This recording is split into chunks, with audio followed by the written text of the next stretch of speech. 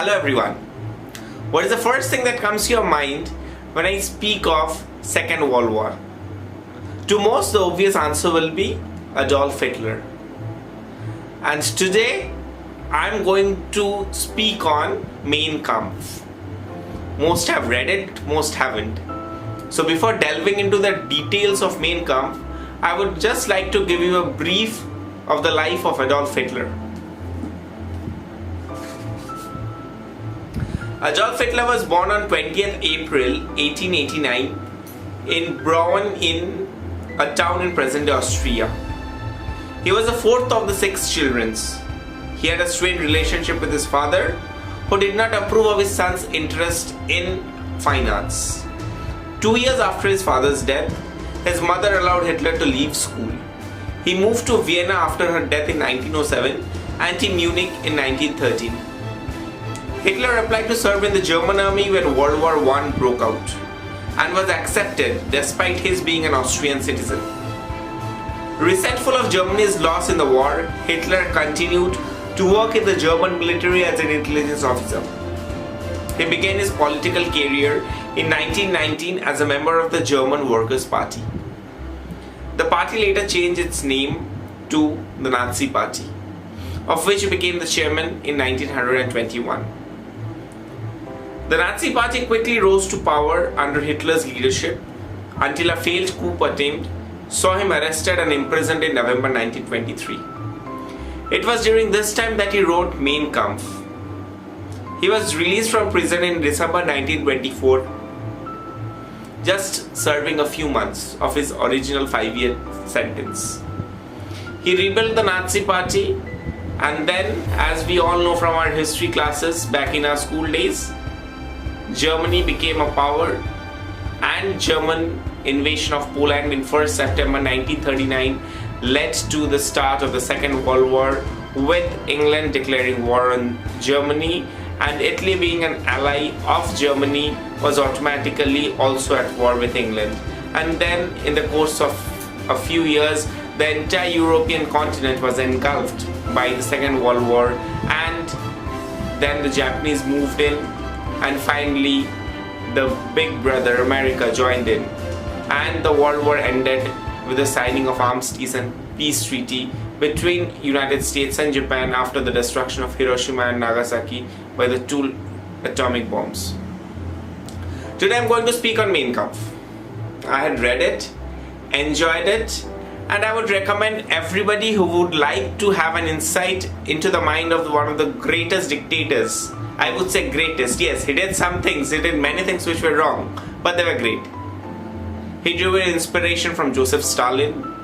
He drew inspiration from the Bismarck, and he drew inspiration from his belief that the German people were the superior Aryan race. This entire book is divided into 2 volumes.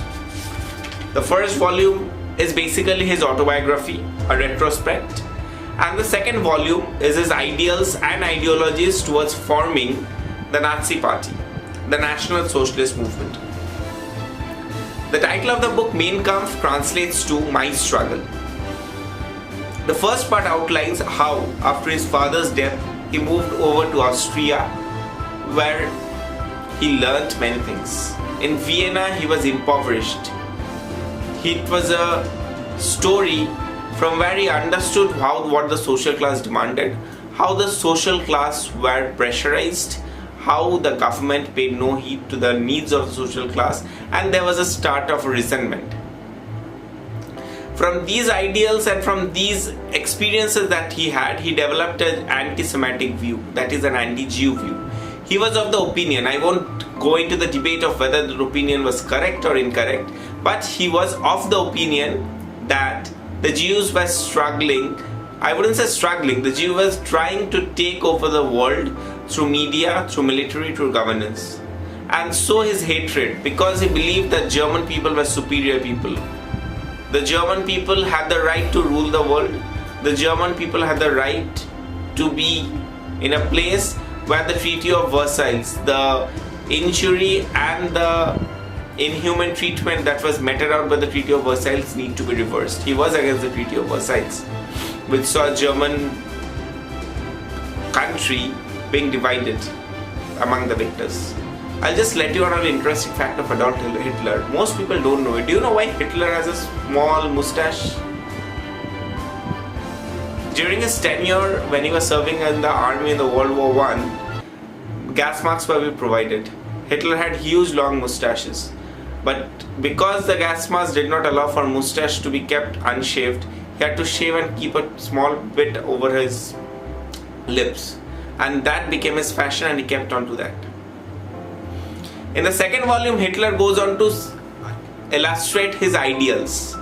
He says that somebody should join politics after the age of 30, because he says by the age of 30 he will have solid ideals on which to build his political career.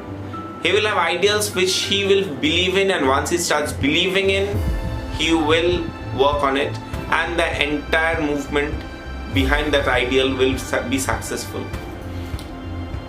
He, in one of the chapters in the second volume, also said, don't give the masses multiple things to worry about, to think about, to support. Give them one good cause and they will follow you. There are many things that Hitler did or was done during the Nazi Germany which is not correct, which is not technically correct, which is not ethically correct, which is not humanitarianly correct. But the fact remains, German power is still prevalent today. Maybe not on the military front, but on the technological front that was built during the period of World War. Many won't agree with me. Yes, German policy was that of an expansionist policy. That too is illustrated by Hitler's ideals. He believed that the current Weimar Republic does not believe in expansionist policy. They believe in a free trade policy. But he was opposed to that. He said that with a free trade policy we will remain Germany as it is. But if we want to stamp our dominion of the world, if we want to have world supremacy, then only expansionary policy. Expansionary policy means you go to war with a neighboring country, annex their area, and they become part of Germany. In fact, if you see most of the concentration camps that Germany ran during the Nazi period, during the Third Reich, you will see that they were based in Poland, they were based in Austria, few were in Germany. So that was part of his expansionist policy. His biggest blunder, obviously, to some extent, during his initial period as the Führer and during the starting days of World War II, he was on very good terms with the Red Army. But unfortunately, it was envisioned in this second volume of Mein Kampf, he had an intention of attacking and ruling over Russia, and that turned out to be his downside, because he was at that point of time in the 1942-43 period having to fight war on three fronts. He was having to fend off the Allied forces and England. He was having to fight the Red Army, as well as he was having to fight for Italy, who was his ally. So all in all, I would say Mein Kampf gives you a very good detail into the mind of the greatest dictator to have ever lived, I would say. And it's a must read, it's a big read, it's a monotonous read, but those who love history, those who want to know about history, definitely go about it, go read it, and you will find many things in the book which will help you if you apply it pragmatically to your life. Even it's applicable to the current scenario, though not all, but definitely you can take away a page or two from Hitler's life, apply to your own life, and definitely you will be successful. I'm pretty sure about that. Thank you for watching. Hope you liked it. Please leave your feedback and valuable comments. Thank you so much.